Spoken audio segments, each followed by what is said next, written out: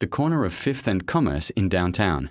Memphis wasn't much to look at: cracked pavement, faded signs, and the constant hum of traffic.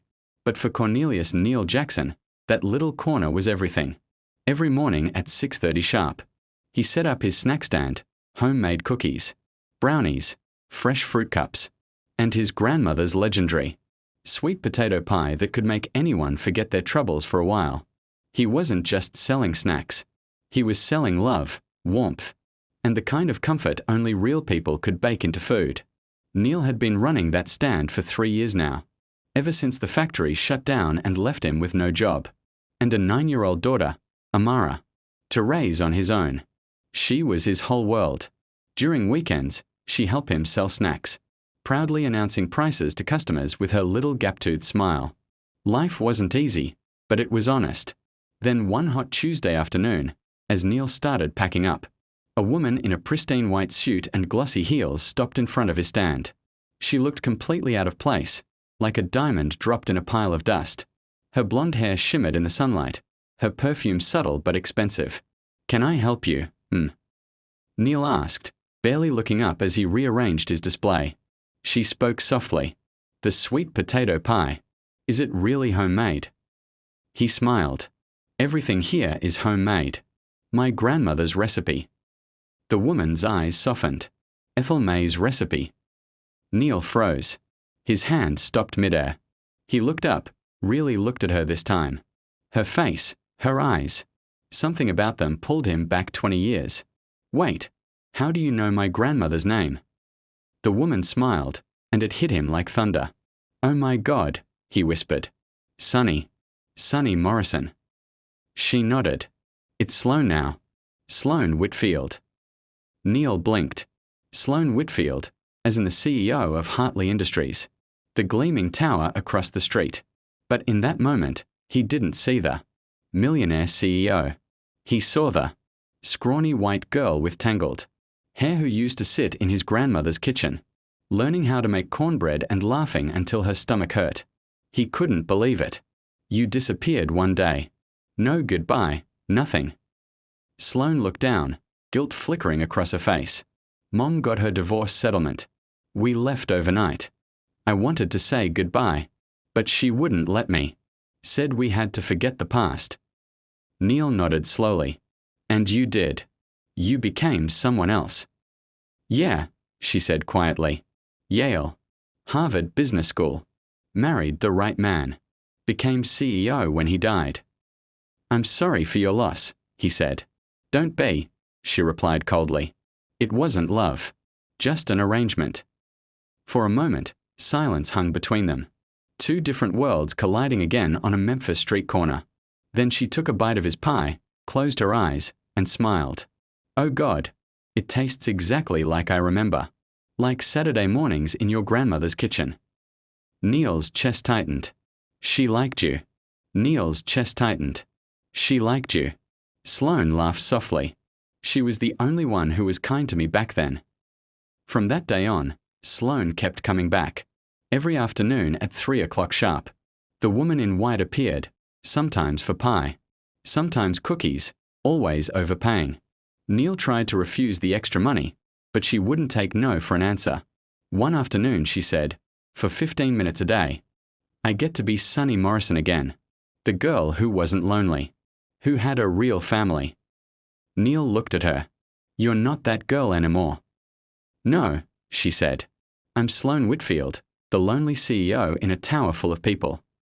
He smiled gently. "You're still Sonny to me." Something changed between them that day. The laughter got softer. The looks lasted longer. Her visits weren't about pie anymore. They were about peace, about remembering who she once was. Then one Saturday, Sloan met Amara. "You must be Miss Sloan," Amara said boldly. "Dad says you eat too much pie." Sloan laughed. "He's not wrong." "You should come for dinner," Amara insisted. "Dad makes spaghetti every Saturday." Neil tried to stop her, but Sloan's smile said it all. "I'd love to." That night, she showed up with flowers and a bottle of wine. Their small apartment smelled like garlic and love. For the first time in years, Sloan felt human again. She laughed, helped set the table, and even washed dishes afterward, her expensive bracelet clinking against the sink. After dinner, while Neil cleaned up, Amara whispered, "You know, my dad likes you. Likes you. Sloan blushed. "I think I like him too." As she left that night, Neil walked her to her car. The streetlight cast a soft glow between them. "Sloan," he said quietly, "you don't have to pretend around us." "I know," she whispered. "That's why I come." Weeks passed. Their friendship deepened. One night, Sloan admitted, "The board wants to replace me. They think I'm unstable, that I'm not fit to lead." "Why?" Neil asked. "Because I fell in love with someone they don't approve of," she said softly. Neil's breath caught. "You mean me?" Her eyes glistened. "Does it matter if I'm not CEO anymore? If I lose everything?" Neil stepped closer. "You'd still be Sonny Morrison to me." They kissed, soft, trembling, 20 years of wife's melting away in one moment. But love has enemies. The next week, Neil's stand was gone. A new food truck stood in its place, with a city permit. His heart sank. When he went to Hartley Industries to ask for Sloan, the guard said she'd been removed as CEO. Neil rushed to her office. She was packing boxes, her eyes swollen from crying. "Harrison did this," she said. "He found out about us. Used it to destroy me." Neil grabbed her hand. "We'll fight back." She shook her head. "You have Amara to think about. And you think she hasn't noticed.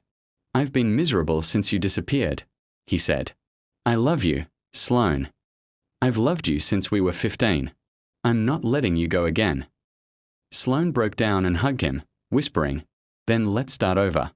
Just us." She sold her penthouse, rented a small apartment near Neil, and helped him open a bakery, Ethel May's Kitchen. It wasn't fancy, but it was real. Every pie, every cookie, every smile, made with heart. The bakery became a neighborhood favorite. People lined up down the block, drawn by the story of the single black dad and the former white CEO who built something from love. When reporters came, Neil simply said, "We are just two people who found our way back home." But not everyone was happy. Sloan's mother called, furious. "You're throwing away your life for a man like him? Think about your future children." Sloan replied calmly, "My future children will be loved. And that's more than money ever gave me." Harrison showed up one afternoon, sneering. From CEO to baker? Quite a fall. Sloan didn't stop kneading dough. "It's not a fall when you jump, Harrison." He glared. "He's using you." Neil walked over. "She doesn't need your permission to be happy." Harrison left, defeated, and that was the last time they ever saw him. Months passed, and life bloomed. Sloan laughed again. Neil hummed while baking. And Amara declared she'd be an engineer and a part-time taste tester.